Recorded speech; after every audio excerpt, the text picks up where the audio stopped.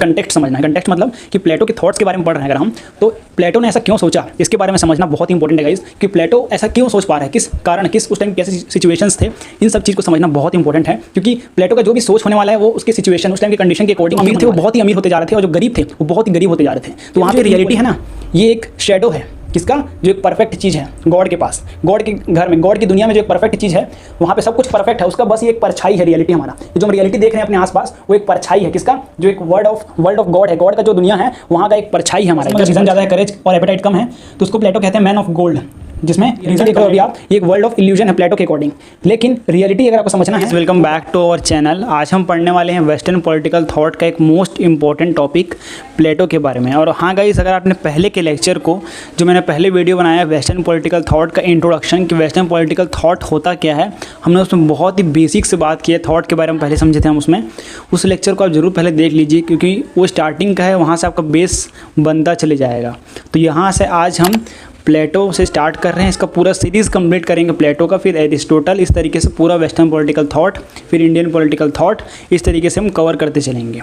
सो चलिए आइए guys start. सबसे पहले किसी भी टॉपिक को पढ़ने से पहले स्टूडेंट का सबसे पहला काम क्या होना है इस टाइप के टॉपिक को पढ़ने के लिए, कि आपको बस पहले उसका कंटेक्स्ट समझना है। कंटेक्स्ट मतलब कि प्लेटो के थॉट्स के बारे में पढ़ रहे हैं अगर हम, तो प्लेटो ने ऐसा क्यों सोचा इसके बारे में समझना बहुत ही इंपॉर्टेंट है गाइस, कि प्लेटो ऐसा क्यों सोच पा रहा है, किस कारण, किस उस टाइम कैसे सिचुएशंस थे, इन सब चीज़ को समझना बहुत ही इंपॉर्टेंट है। क्योंकि प्लेटो का जो भी सोच होने वाला है वो उसके सिचुएशन, उस टाइम के कंडीशन के अकॉर्डिंग ही होने वाला है। तो इस चीज़ को समझना बहुत इंपॉर्टेंट है। किसी भी थॉट को अगर आप पढ़ रहे हो तो पहले उसका आप कंटेक्स्ट समझना। कंटेक्स्ट मैंने आपको पहले के लेक्चर में बताया, आपको समझना है अगर तो जरूर लिंक डिस्क्रिप्शन में आप जाके देख सकते हैं। तो चलिए आइए सबसे पहले हम प्लेटो के बैकग्राउंड को समझते हैं, मीन्स इंट्रोडक्शन को। तो प्लेटो 428 BC में पैदा हुए थे। कहाँ पैदा हुए थे? ग्रीस के एक सिटी में, एथेंस में पैदा हुए थे। कौन से आइलैंड में पैदा हुए थे? वो वर्जीनिया नाम के एक आइलैंड में पैदा हुए थे। 428 BC, ये फर्स्ट पॉइंट। प्लेटो एथेंस में पैदा हुए थे। एथेंस क्या एक सिटी है। कई स्टूडेंट्स को मैंने देखा बहुत कंफ्यूजन रहता है, वो एथेंस को कुछ और समझ लेते हैं, कुछ नाम समझ लेते हैं, सिटी है बल्कि जगह का नाम है, ठीक है।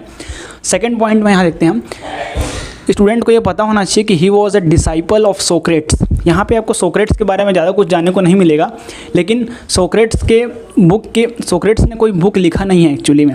आपको जो भी चीज़ सोक्रेट्स के बारे में सुनने को मिल रहा है वो सिर्फ प्लेटो के बुक से ही मिल रहा है। हम प्लेटो के बुक से सोर्स से निकाल के सोक्रेट्स के बारे में जान पा रहे हैं। तो यहाँ पे जो प्लेटो थे वो सोक्रेट्स के शिष्य थे। प्लेटो जो थे most brilliant disciple of Socrates, Socrates के बहुत ही ब्रिलियंट शिष्य थे प्लेटो।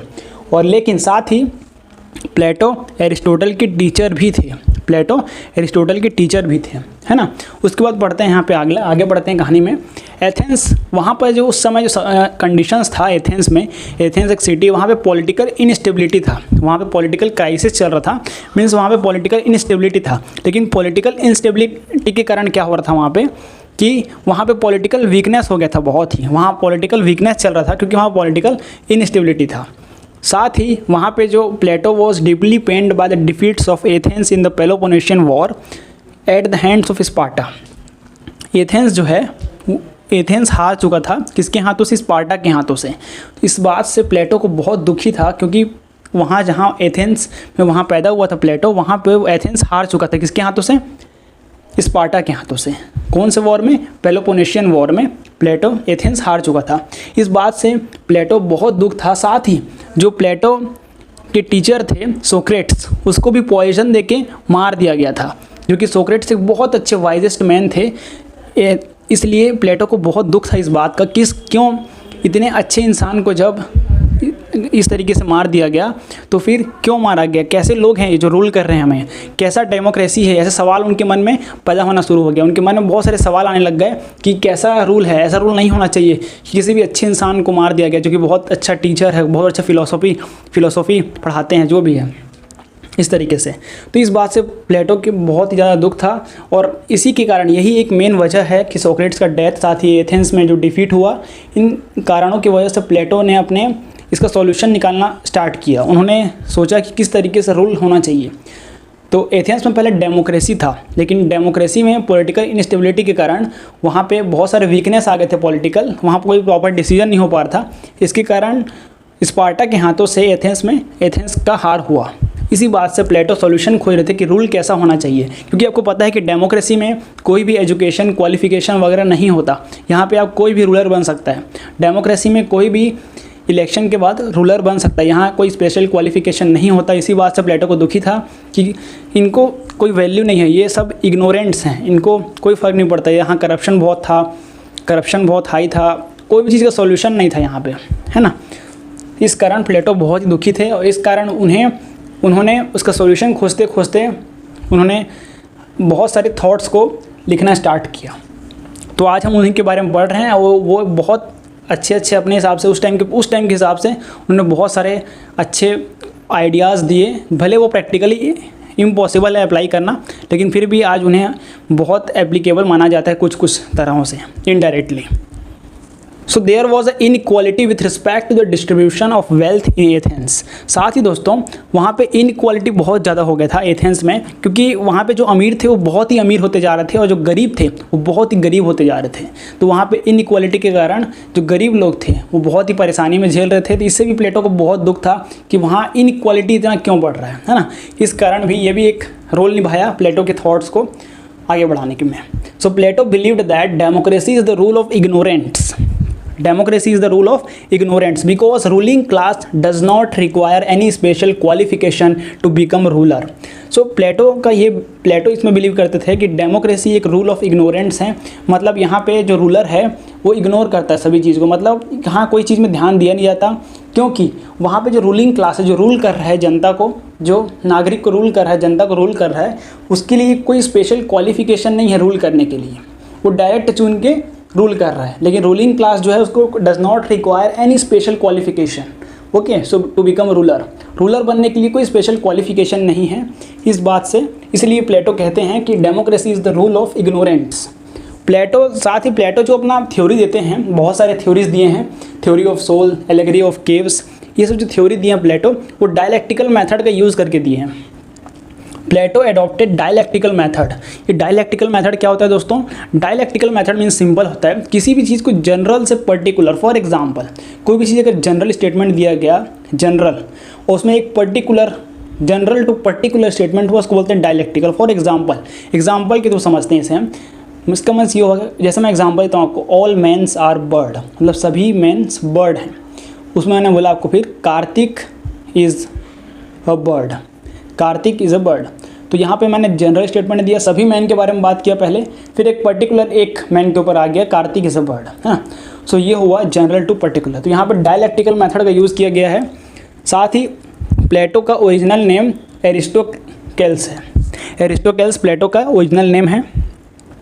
प्लेटो को हम फादर ऑफ पॉलिटिकल फिलोसॉफी भी कहते हैं।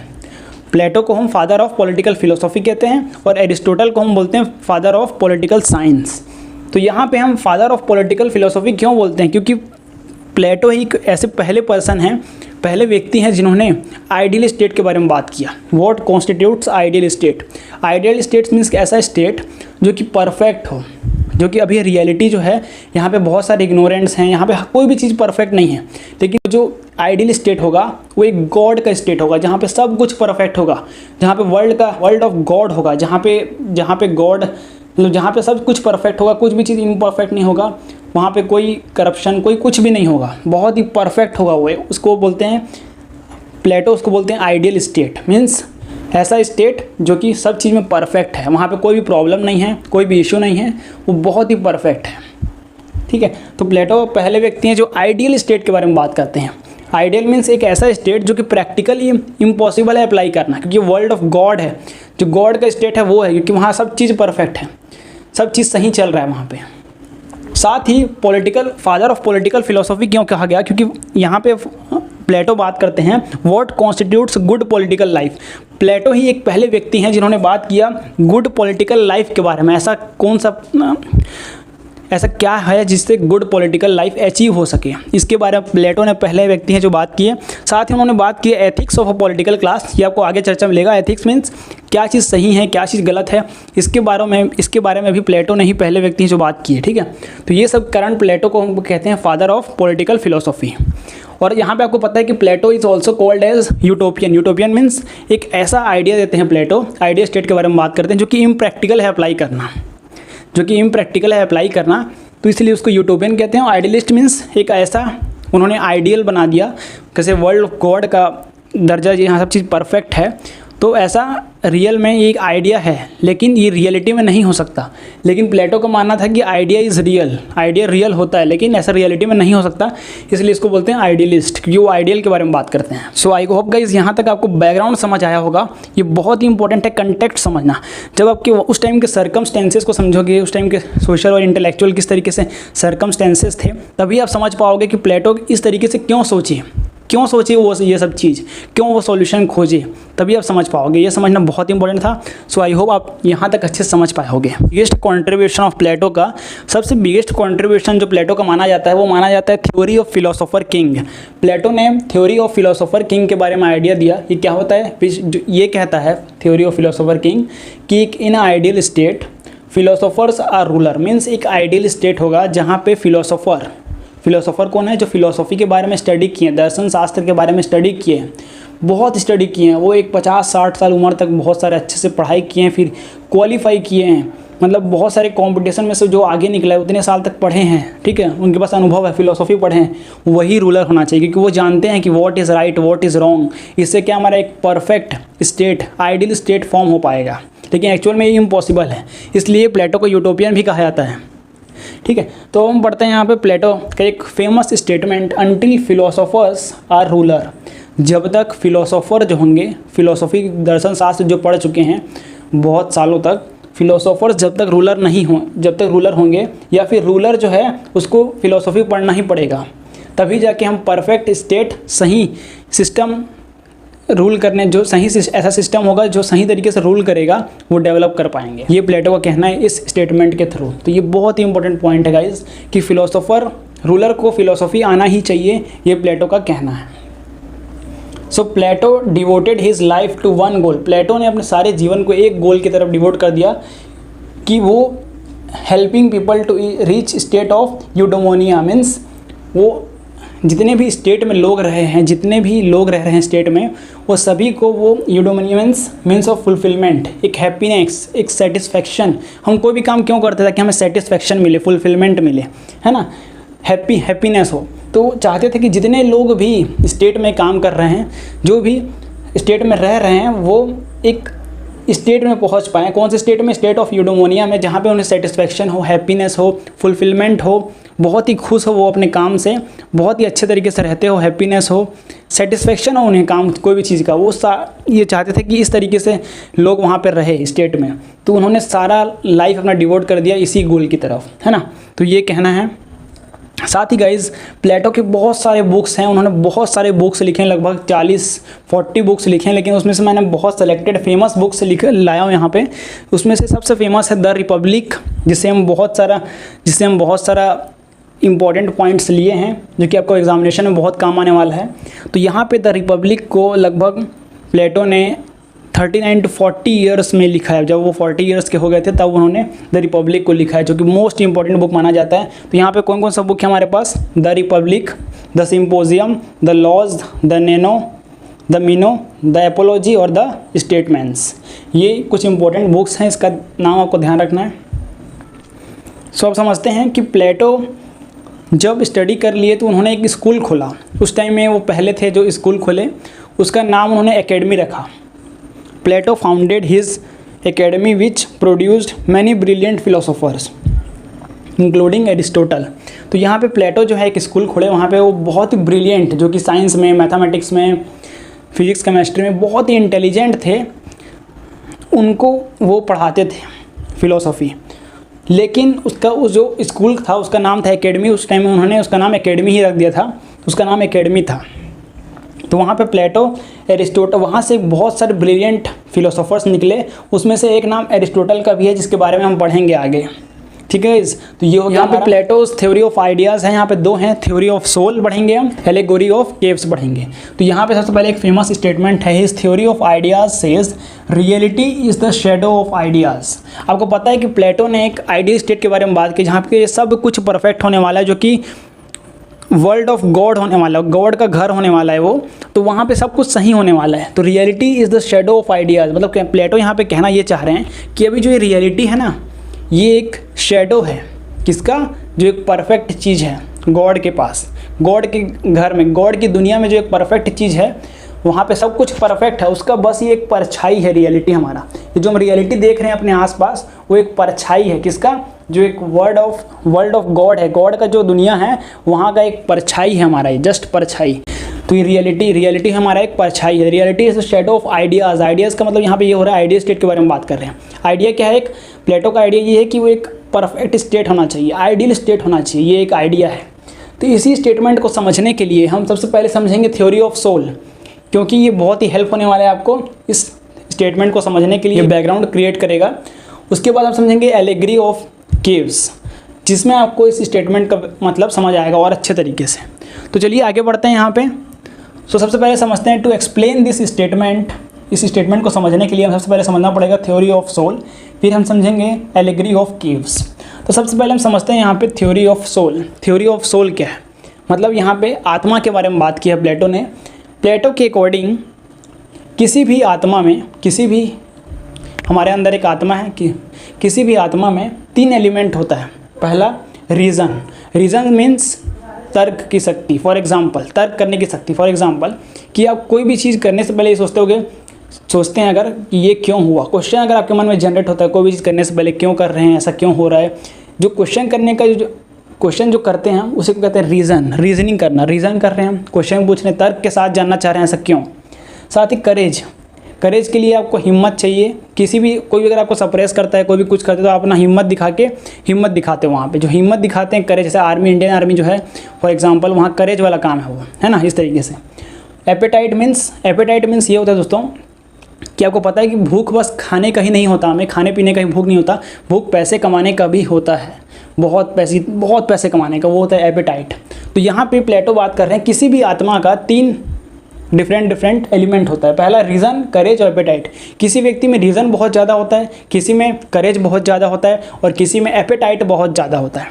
तो ये तीनों में से डिफरेंट पीपल में, डिफरेंट लोगों में ये डिफरेंट रीज़न, करेज, एपेटाइट होता है, डिफरेंट है। किसी में ज़्यादा रीज़न होता है, रीजनिंग होता है, किसी में ज़्यादा करेज होता है, किसी में ज़्यादा एपेटाइट होता है।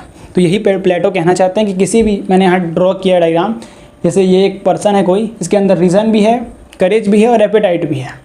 तो प्लेटो कहते हैं कि ये किसी में रीजनिंग ज़्यादा होता है, किसी में करेज ज़्यादा होता है, किसी में एपेटाइट ज़्यादा होता है। क्योंकि सिंपल सी बात है, किसी हर व्यक्ति सेम तरीके से नहीं होगा, सब बराबर नहीं होते। किसी में रीजनिंग ज़्यादा होगा, किसी में करेज ज़्यादा होगा, किसी में एपेटाइट ज़्यादा होगा। तो इस तरीके से प्लेटो बात करते हैं। तो अब हम समझते हैं बेस्ड ऑन डोमिनेंट एलिमेंट्स, ये हमारे डोमिनेंट एलिमेंट्स हैं of soul. There are 3 categories of person. 3 category में प्लेटो ने डिवाइड किया पर्सन को।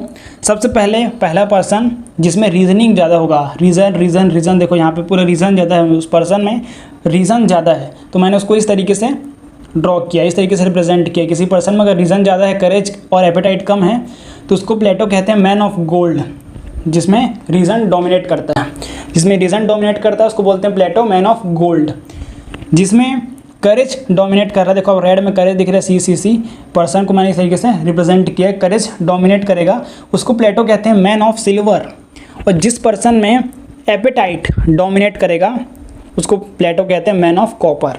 तो 3 तरीके आत्मा होते हैं जिसमें 3 तरीके के एलिमेंट डोमिनेट करते हैं, एक रीज़न होता है, एक करेज होता है, एक एपेटाइट होता है। तो सबसे पहले हम समझते हैं फंक्शंस ऑफ सोल के फंक्शंस क्या हैं।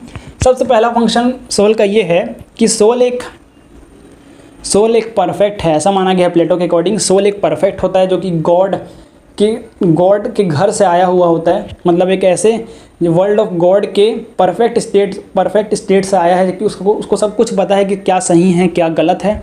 तो प्लेटो कहते हैं to guide us what is wrong और व्हाट इज़ राइट, मतलब हमारा आत्मा जो है वो जानता है कि क्या, हमें गाइड करता है कि क्या सही है और क्या गलत है, what is right and what is wrong, ये हमारा आत्मा जानता है।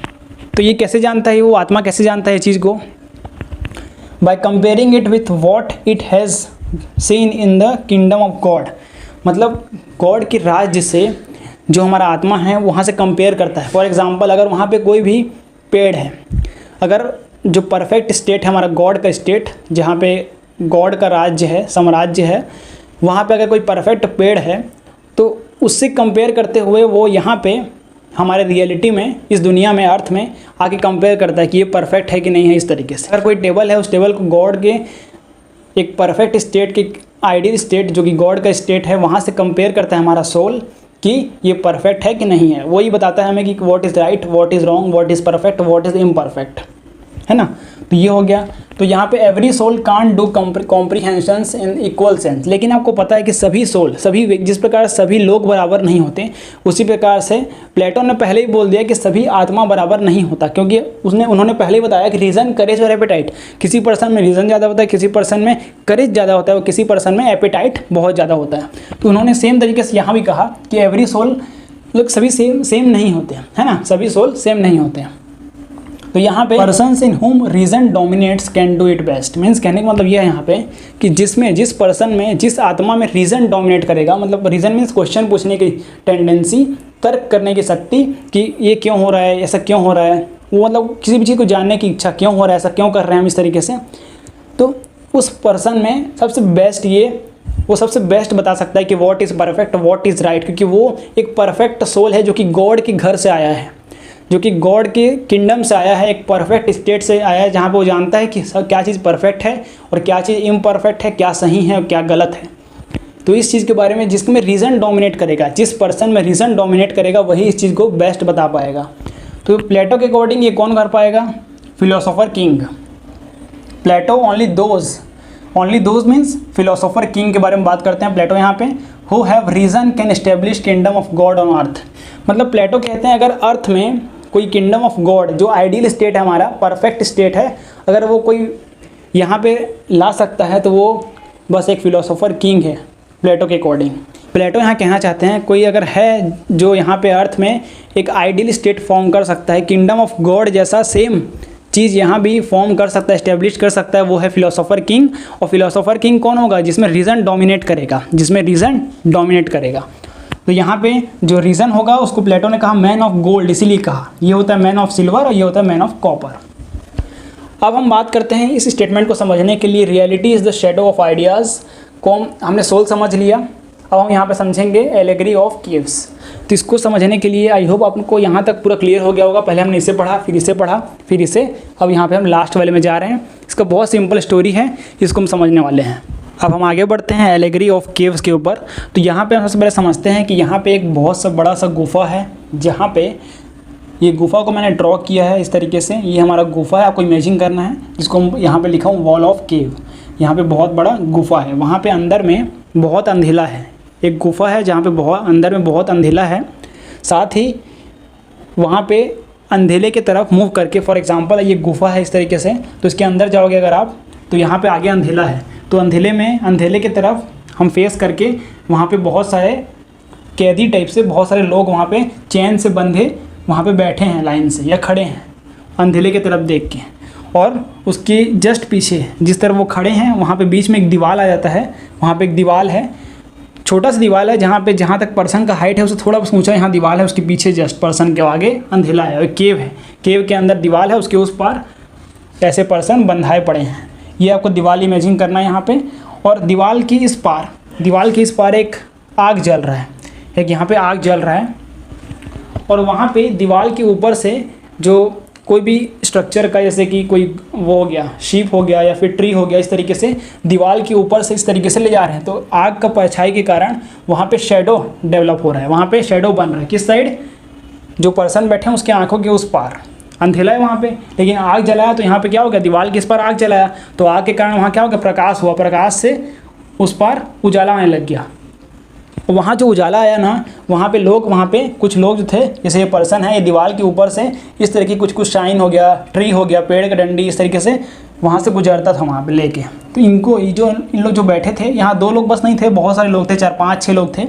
तो ये रोज़ उसे देखते थे, उनको लगता था कि यही रियलिटी है, यही मतलब ये जो ट्री दिख रहा है यही रियलिटी है, ये जो प्लस साइन दिख रहा है वही रियलिटी है, इस तरीके से वो सोचते थे यहाँ पे। यहाँ पे जो एक पर्सन था इनके बीच में, इनमें 5-6 लोग थे, उसमें से एक पर्सन के मन में वो बार बार उसके मन में बहुत क्यूरियस था बाहर जाने के लिए। वो बार बार चैन को तोड़ने का प्रयास करता था, वहाँ से निकलने का रोज़ प्रयास करता था। वहाँ एक दिन वो गलती से सफल हो गया और वहाँ से वो निकला, वहाँ से उसका चैन तोड़ा उसने और एक बाहर निकला। जस्ट केव दीवार था, दीवार को जस्ट उसने साइड से पार किया और वो बाहर निकला। जैसे ही वो बाहर निकला वो एक पर्सन, बाकी लोग सब अंदर बैठे हैं और उसी परछाई को देख रहे हैं, शेडो को देख रहे हैं, ठीक है। वो जैसे ही बाहर निकला, वो वहाँ सूरज देखा, क्योंकि वो अंधेरे में बैठा था बहुत दिन से, तो जैसे ही सूरज देखा तो उसका आँख खुल नहीं रहा था। उसने थोड़ा धीरे धीरे आँख खोला, उसके बाद उसने देखा कि रियलिटी देखा, उसने पेड़ देखा, रियल का पेड़ देखा, उसने रियल का जानवर देखा, रियल का पत्थर देखा, रियल का पहाड़ देखा। उसकी आँख खुल गई एकदम, उसको एकदम अच्छा लगा, उसको बाहर एक बहुत अच्छा लगा। तो उसने चाहा कि मैं क्यों ना, जो अंदर मेरे साथी बैठे हैं, जो मेरे अंदर बंद के बैठे हैं अंधेले में, उसी को रियलिटी समझ रहे हैं, उसको वो असली रियलिटी को समझ पाया बाहर जाके, हाँ ये रियल है, ये ट्री है, ये रियल है। तो वो सोचा कि मैं अपने फ्रेंड्स को भी, अंदर जितने भी लोग साथी बैठे हैं जो बंधे पड़े हैं उल्टा, उन्हें भी बताता हूँ वहाँ जाके। तो उसने ट्राई किया, वो अंदर गया, उन लोगों को बताया, लेकिन वो लोग मानने को तैयार नहीं थे, क्योंकि वो लोग जो थे वो दीवार के ऊपर जो परछाई बन रहा था, जो लोग यहाँ पे दूसरे लोग चाह रहे थे उसके ऊपर परछाई बनाने का, मतलब वहाँ पे शेडो बन रहा था सामने प्लस का, ट्री का, वो उसको रियलिटी समझ रहे थे, लेकिन वो रियलिटी नहीं था। ये बताना चाह रहा था वो पर्सन जो बाहर निकला, वो आके अंदर बताया कि ये रियलिटी नहीं है, ये बस इल्यूजन है, रियलिटी तो बाहर है जो मैं देखा हूँ। ये बहुत खूबसूरत है, वर्ल्ड ब्यूटीफुल है, वहाँ पे रियल पेड़ है, वहाँ हरा कलर है, यहाँ बस ब्लैक एंड वाइट दिख रहा था और कुछ नहीं दिख रहा था यहाँ पे। तो ये बताया, लेकिन उनको विश्वास नहीं हुआ, वो उन्हीं को पागल समझने लगे। लेकिन बहुत कन्विंस करने के बाद वो जो बाहर जो गया था पर्सन, उसको सपोज हम लोग ए नाम देते हैं, ए पर्सन जो बाहर गया था, वो समझाया इन लोगों को, तो इन लोग भी फिर धीरे धीरे तोड़ के चैन को बाहर निकले। जब ये बाहर निकले तो देखे, इनको भी बहुत अच्छा लगा, इनको भी एक एनलाइटमेंट फील हुआ, कि एकदम अच्छा महसूस हुआ कि रियलिटी ये उनको समझ आया।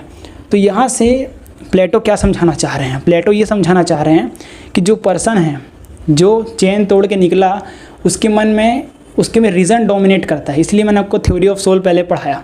उसके में रीज़न डोमिनेट करता है, क्योंकि उसने सोचा कि मैं यहाँ क्यों बैठा हूँ, मैं ऐसा क्यों कर रहा हूँ, मैं क्यों बाहर निकल नहीं पा रहा हूँ, ये रियलिटी है कि नहीं है।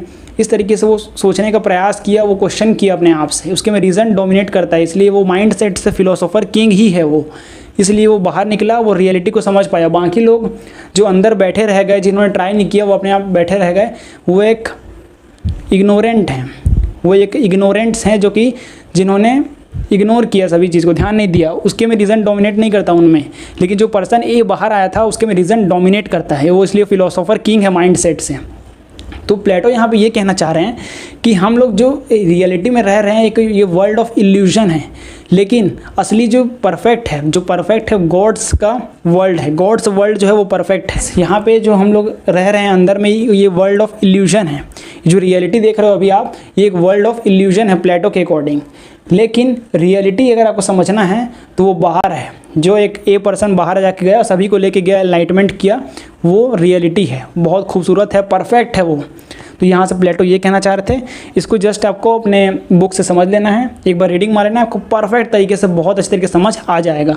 आई होप गाइज मैंने पूरा आपको अच्छे तरीके से समझा दिया, इसको स्टोरी फॉर्म में समझा दिया। आपको जस्ट रीड करना है, या आप इसको भी स्टोरी फॉर्म में एग्जामिनेशन में लिख के आओगे तो डेफिनेटली आपको फुल नंबर ही मिलने वाला है।